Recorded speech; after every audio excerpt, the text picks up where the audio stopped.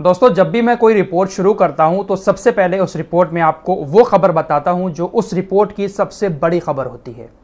लेकिन दोस्तों, इस रिपोर्ट की तो सारी खबरें अपने आप में काफ़ी बड़ी हैं। सारी खबरें एकदम लेटेस्ट और बड़ी हैं जो आपके लिए सुनना बेहद ज़रूरी हैं।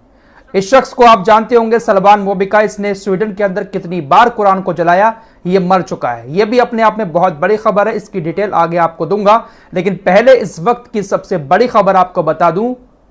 ये खबर हो सकता है कि आपने कहीं ना कहीं सुन ली हो, लेकिन इस खबर की पूरी डिटेल बहुत तसल्ली के साथ आपको मैं यहां पर बताने वाला हूं। इजराइल ने सीरिया के अंदर ईरान की एम्बेसी और ईरान के एक खुफिया ठिकाने पर एक बहुत बड़ा हवाई हमला किया है, जिसमें अब तक 8 लोगों के मारे जाने की खबर सामने आ चुकी है। ये जो 8 लोग मारे गए हैं, इसमें 4 या 5 ईरान के IRGC के टॉप के कमांडर भी हैं। दरअसल इजरायली सेना ने सीरिया के उस इलाके में हमला किया है जहां पर हमला करने से पहले कोई भी देश 1000 बार सोचता है। बहुत ज्यादा सेंसिटिव एरिया, VVIP एरिया, जैसे हमारे यहां पर दिल्ली में बहुत सारी एम्बेसीज जहां पर बनी हुई हैं, वहां पर परिंदा भी पर नहीं मारता है। काफी सेंसिटिव एरिया है, लेकिन उस एरिया में ईरान की एम्बेसी के बराबर में IRGC का एक हेडक्वार्टर था। उस हेडक्वार्टर को टारगेट करके इजराइल ने अपने F-35 लड़ाकू जेट का इस्तेमाल करते हुए 6 मिसाइलें दागी, जिसमें पूरा का पूरा हेडक्वार्टर तबाह हो गया। हेडक्वार्टर के जस्ट बराबर में ही ईरान की एम्बेसी थी। उस एम्बेसी को भी बहुत बड़ा नुकसान हुआ है। ईरान की एम्बेसी के बराबर में ही कनाडा की भी एम्बेसी थी। कनाडा की एम्बेसी को भी थोड़ा बहुत नुकसान हुआ है। तो ये एरिया जो था जहां पर इजराइल ने एयर स्ट्राइक की है, हमला किया है, ये बहुत ज्यादा सेंसिटिव और VVIP एरिया था। तो इजराइल सारे नियम कानूनों को ताक में रखकर कहीं पर भी जाकर हमला कर रहा है और उसको रोकने वाला कोई भी नहीं है। फिलहाल ईरान की तरफ से धमकी दे दी गई है कि इस हमले का बड़ा खतरनाक बदला लिया जाएगा। जब भी ईरान के ऊपर कुछ इस तरह का हमला होता है, ईरान धमकियां देता है, लेकिन जिस तरह से इजराइल घुसकर हमला कर रहा है, कहीं पर भी घुस जाता है, इस तरह से इजराइल के ऊपर कोई भी एक्शन नहीं ले रहा है। भले ही ईरान कितना भी प्रॉक्सी वार लड़ रहा है, हिजबुल्लाह, हमास, हुतीस का साथ दे रहा है, लेकिन ईरान अभी तक खुलकर न इजराइल के खिलाफ कोई एक्शन ले पाया है और न ही अमेरिका के खिलाफ कुछ कर पाया है। लेकिन इजराइल सारे नियम कानूनों को तोड़कर कभी लेबनान के अंदर घुस जाता है, कभी इराक के अंदर घुसकर हवाई हमले कर देता है। और अब ये जो हमला किया है, चलिए वैसे तो हमले बहुत सारे हो ही रहते हैं, लेकिन ये VVIP एरिया में हमला हुआ है जहां पर बहुत सारी एम्बेसीज बनी हुई हैं देशों की। तो आप इससे अंदाजा लगा सकते हैं कि दुनिया में सबसे ज्यादा आतंक कौन फैला रहा है।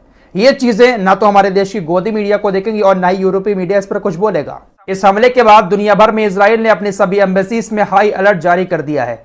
तो इजराइल एक ऐसा देश बनता जा रहा है जिसको दुनिया में सबसे ज्यादा नफरत इस वक्त मिल रही है, और अपने आप को इजराइल ने ऐसा बना लिया है कि अब इजराइल का नाम सुनते ही इंसान के दिमाग में सिर्फ और सिर्फ नफरत भर रही है, क्योंकि जिस तरह की हरकतें ये लोग कर रहे हैं, ये खुला युद्ध अपराध है। इस हमले पर रूस के रक्षा मंत्रालय की तरफ से बयान आया कि ईरानी दूतावास पर हमला ईरान की जमीन पर हमला है। यह हमला काफी खतरनाक है और इस तरह के हमले इस क्षेत्र को युद्ध की तरफ ले जा रहे हैं। यह हमला सीधे तौर पर ईरान की धरती पर हमला है, क्योंकि ईरान का दूतावास ईरान का ही क्षेत्र माना जाता है। तो खुले तौर पर इजराइल ने ईरान की धरती पर हमला कर दिया है। अब देखते हैं कि ईरान इसका बदला किस तरह से लेता है। फिलहाल ये काफी खतरनाक है।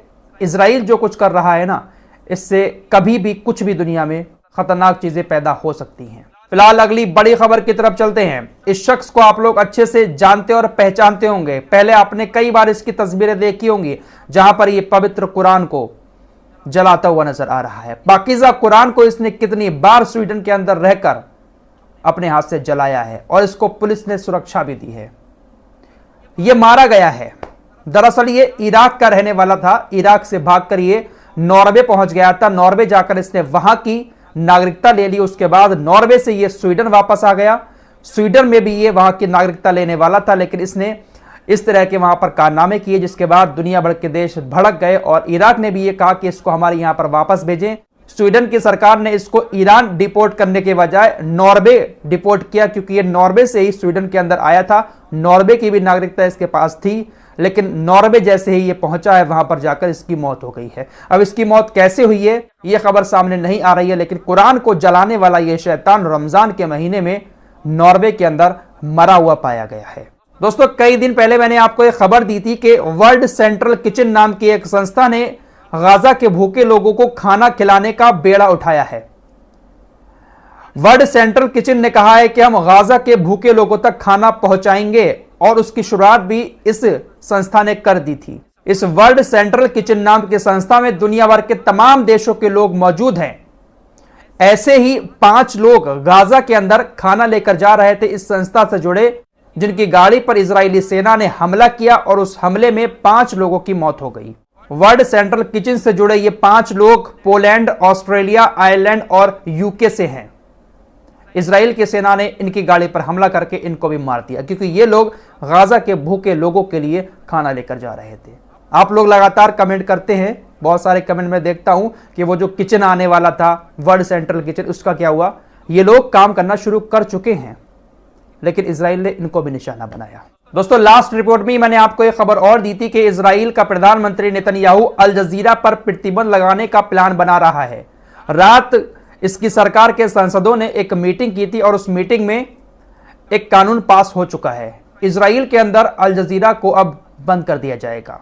नेतन्याहू ने कहा कि अल जजीरा हमेशा इजराइल विरोधी प्रोपेगेंडा दुनिया में फैलाता है। 7 अक्टूबर के हमले में भी अल जजीरा पूरी तरह से शामिल था, लिहाजा हम इजराइल के अंदर अल जजीरा पर पाबंदी लगाते हैं। इजराइल के अंदर जब अल जजीरा को बैन कर दिया गया है, तो अब अल जजीरा के पत्रकारों को गाजा के अंदर भी इजराइल की सेना नहीं घुसने देगी, क्योंकि गाजा के अंदर का रास्ता भी इजराइल से होकर ही गुजरता है और उन सारे रास्तों पर इजराइल की सेना ने नाकाबंदी कर रखी है।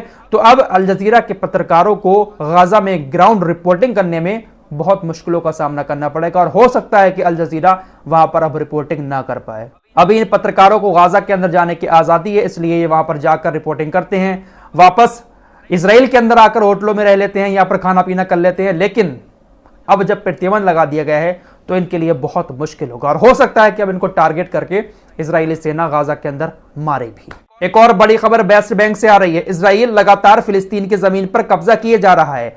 वेस्ट बैंक के एड्जियन ब्लॉक में 42 एकड़ जमीन पर कब्जा करने का ऐलान कर दिया है और इजराइल ने वहां पर अपना बोर्ड भी लगा दिया है। तो जहां पर इजराइल को मौका मिल रहा है, वो फिलिस्तीन की जमीनों को अभी भी कब्जाने में लगा हुआ है। फिलहाल 100 बात की एक बात यह कि इजराइल पूरी दुनिया में एक्सपोज हो चुका है। दुनिया भर के लोग अब इजराइल से कहीं ना कहीं नफरत करना शुरू कर चुके हैं। ये जो हमला किया है ईरान के ऊपर इजराइल ने, इस हमले के बाद ईरान का क्या रिएक्शन होगा ये वक्त बताएगा। लेकिन ईरान ने धमकी बड़ी दी है। सीरिया के दूतावास के जो राजदूत थे उन्होंने साफ शब्दों में कहा है कि इसका रिएक्शन जो होगा ना वो बहुत खतरनाक होगा।